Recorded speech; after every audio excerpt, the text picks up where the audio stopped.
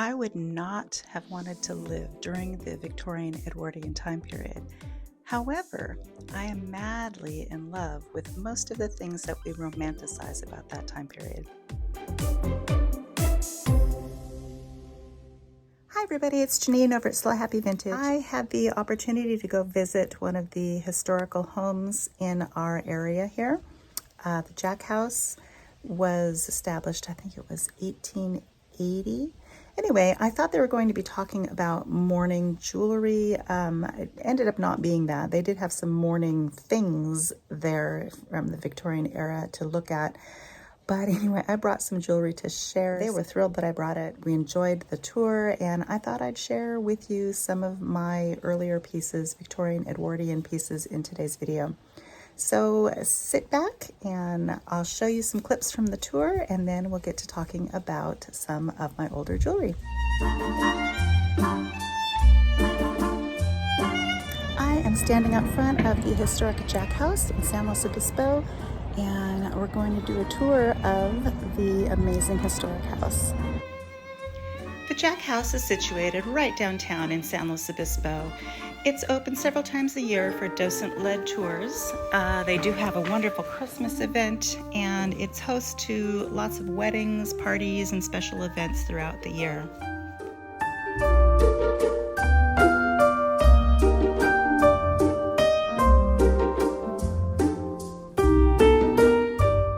The tour is led by knowledgeable volunteers who take you room by room throughout the house.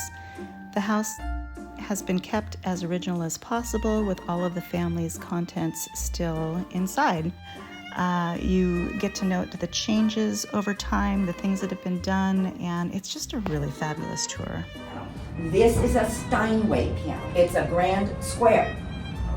There were 400 created, there are 4 left in existence, and 2 of them are here in San Luis Obispo. The other one...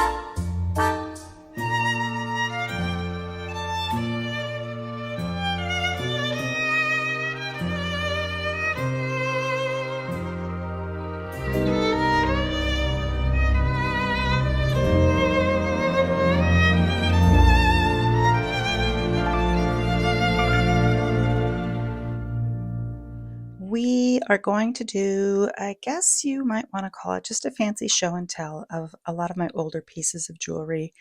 This is not all of them, but I pulled out kind of a vast assortment of different things. Now, these range anywhere from early Victorian, clear up through probably Deco. There are a couple of possible reproductions in this batch, but I'm not going to circadate anything because it's just all old.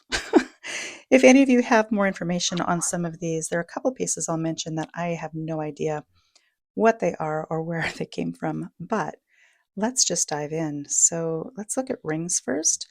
First of all, this ring, I've shared some of these things with you before, but this is a Rose of Sharon ring from, well, I said I wasn't going to do it, but it is Victorian, and this was often used as a engagement ring back in the day. It's amethyst with a little diamond chip, and then there's gold, 14 karat gold with a 14 karat gold band. It's a beautiful ring. This was a relative's ring. Same with this one. This is a cameo ring from about the same time period, and it is coral with a gold band. These are more deco style. They are glass with the exception of this. This is an aquamarine. This is white gold and yellow gold, and these I believe are sterling. Then I have a couple of cameos in here. I have more cameos, but these are probably the oldest that I have. This one is in gold, and this is just a loose cameo. Then there's this one, which does have your tube hinge on the back and a C-clasp, but that is one way you can tell that it is a very old piece, is by this hinge. These will sometimes get replaced, but overall this is gold filled and another lovely piece. This is one of the pieces I'm not exactly sure what it is, and I'd like more information on it. I know it's really old. I feel like it's some sort of lingerie pin or possibly a pin that they would use to keep those stiff collars that they wore upright in the back of their neck. This part swivels and this is fixed. So I'm not quite sure. If anybody knows what this is, please let me know in the comments. This piece, this is Artemis, the Huntress. There's a name for this process. This is missing its catch, but that's a pretty old piece right there.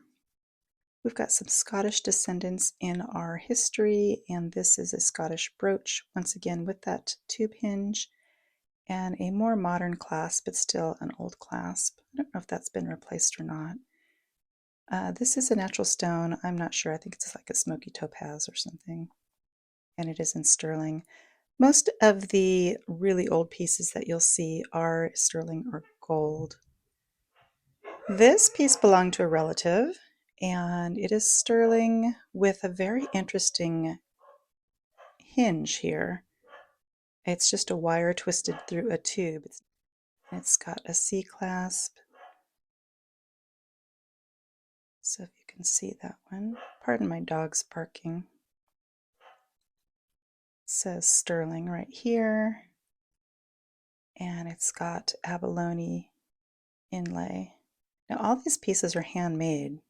Well, not all of them. I shouldn't say all of them because some of them I'm not quite sure date range.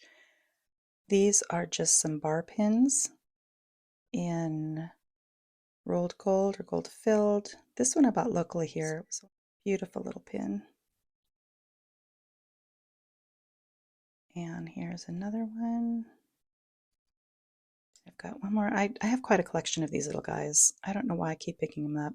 They look like they could have held a watch, like there's a ring for something to hang from these, for most of them. So I believe a watch would have hung from these and people would wear them. Then this piece is actually one that I saved.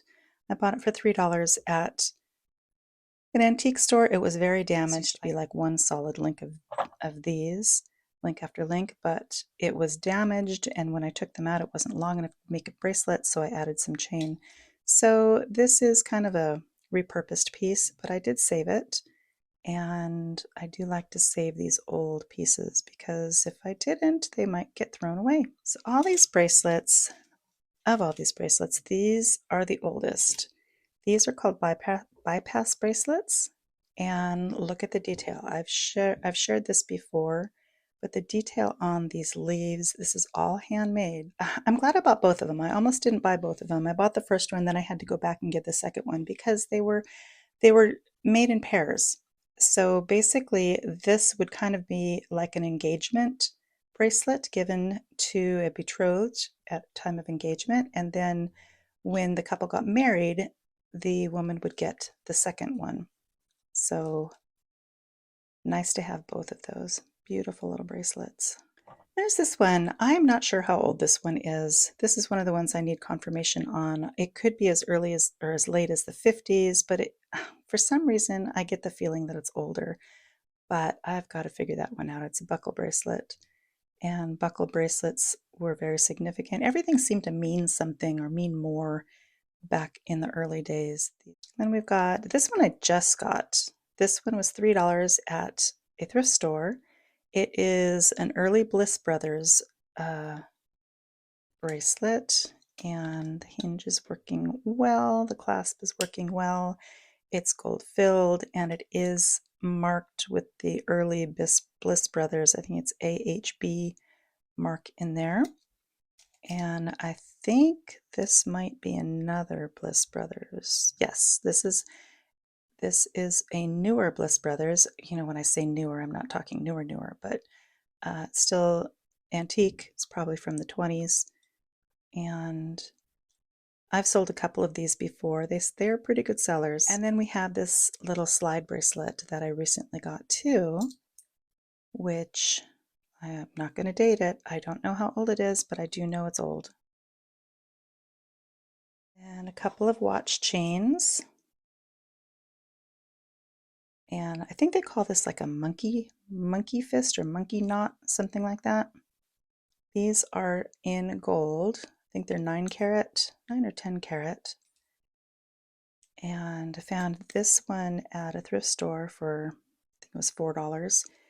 And this one at an estate sale for, gosh, I want to say it was like $4 or $5. Then this one also came from the same estate sale. I believe these are paste stones, and this is sterling.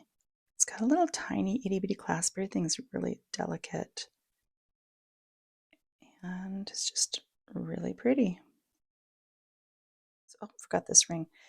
This ring is a signer ring. Now, signer, I bought this on vacation somewhere between here and Texas, and it's sterling silver with glass stones. And Signer is one of the very few companies that made the transition from fine jewelry to costume. So this is one of those transitional type pieces, probably from the mid to late 20s. It is marked Signer, and I think I paid $20 for this, and it was worth every penny. Beautiful ring. I just wish it were a little bit bigger. This little locket I found at the swap meet, and it was tarnished, it was ugly, it's really worn. It used to have a tube hinge, but listen to that. Very thin walled. I think it was just going to be trashed, so I saved it. I added a couple of rings and I put it on a chain, and now it is, oh, and I cleaned it up. It was very, very dirty. So here's the inside. Love that I saved that one. These two came from the same estate sale. This is what they call, these are all glass, glass and sterling, I believe. This is what they call a negligee necklace, and all that means is that it has some drops that hang at different lengths. So these stars are just really beautiful, beautifully made, very amazing little intricate paperclip chain. And then this one I've shared before. It was just a box of pieces, and I ended up piecing this one back together. This piece I bought at the swap meet for, I think it was $10. It is sterling, and it's a locket. It's absolutely beautiful with these little marcasites. It's in excellent condition, and it's got enameling pieces, little enamel stations up the chain. It's absolutely beautiful. Let me see if I can get it open for you. This one, like I said, I don't know the date. It's got like a fabric piece right here, and it does have the surround. Oh, it's got the surround on both of them, and it does have the plastic or the celluloid cover here on this part. But it's marked sterling there, and this, oh, yeah, that one's staying in my collection for sure. Then this piece, I'm not exactly sure how old it is. It looks old to me. It feels old. It's got an older spring ring. It's very long. And then I won't even talk much about this piece because I did a whole video on this piece. This is transitional, most likely in the from the mid-20s, early 30s. Right over here, I have the Bohemian Garnet collection. These pieces have been found at various different estate sales. And actually, I got some of them on an online auction. I want to say I got these earrings and the crescent moon piece at an online auction, and I think I paid $7. They're extremely old. You can see the tube hinge, the C-clasp, the open backs. They are garnets. They are all either sterling or lower carat gold. Now, when you see these backings, these are screw-on backings. I have a couple of earrings. They date back to the 1850s. You can see that. So it's an actual screw. The post is an actual screw, and these little wing nuts just screw on the back.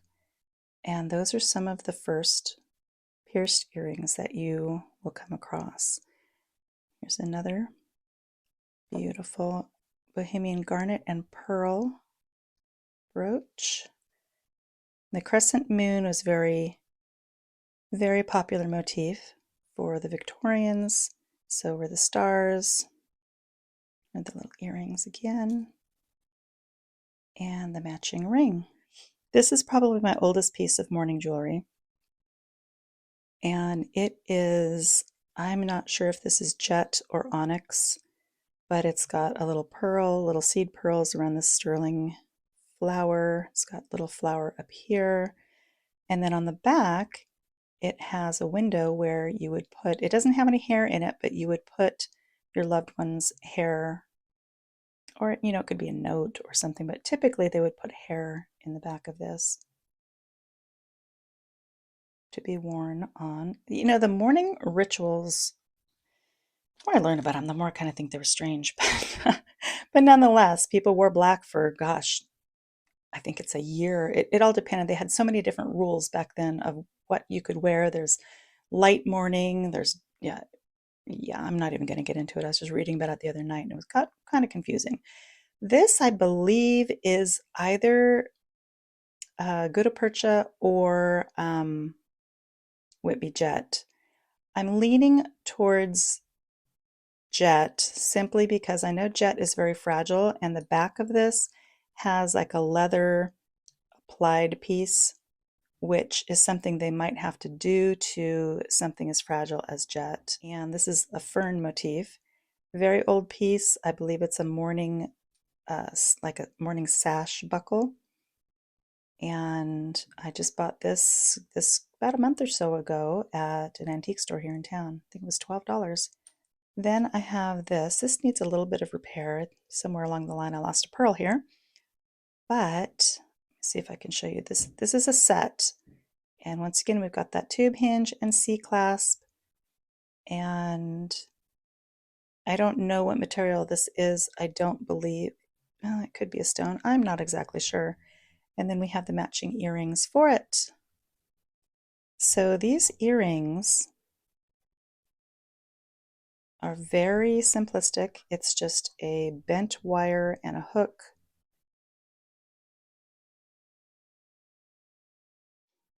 Then there's this piece, which could be a reproduction. It's got some enameling that's a little bit damaged.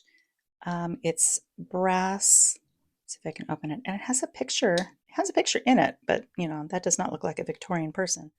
So I'm not sure the age of this, but it fits along with the motif of mourning jewelry. Same with these. These look to be either reproductions or I'm not quite sure what. This is some sort of stone, probably onyx, and it's got matching earrings. And little seed pearls, screwbacks. And then this is Art Deco. Beautiful pendant. I'm not sure. It looks like there was something that was supposed to dangle here. This is not Bakelite. And it's got little seed pearls and some carvings. These are most likely reproductions, and I added the ear wires on these because it was missing ear wires. So I have two of these, but when you look at the back, once again, I am not good at dating things, but you look at the back and it's got a screw and some carved black material in the back. I don't think that's a real pearl, but the way it's set in there, it could be. Take that back. I think it is a real pearl. And then this belonged to a great-grandmother, and I am not sure if this was added and this is a marriage of two pieces, or if this is a legitimate piece from who knows when. The chain has been added over time. And I mean, it's a lovely piece, but I don't know if you would actually consider this a true mourning piece or from what time period it is. So some of these things I know are super old and some of them not so much. Like this one, the clasp has been replaced on this, so you can't always go by the clasp. The bead caps on these make me think 50s, but the style of it makes me think older. So it's just a really lovely piece. And then this one I do believe is older, and it's just a faceted choker necklace. I like to try to keep these videos a little bit shorter. I could show you more and more, but we will just sign off for now. Hope you're having a great week, and let me know in the comments, what do you think about all this old jewelry? Do you like old stuff? Do you like modern stuff? What is your favorite time period for collecting, wearing, or selling? Let me know in the comments. Hope you're having a great week, and we will see you in the next one. Thanks for watching.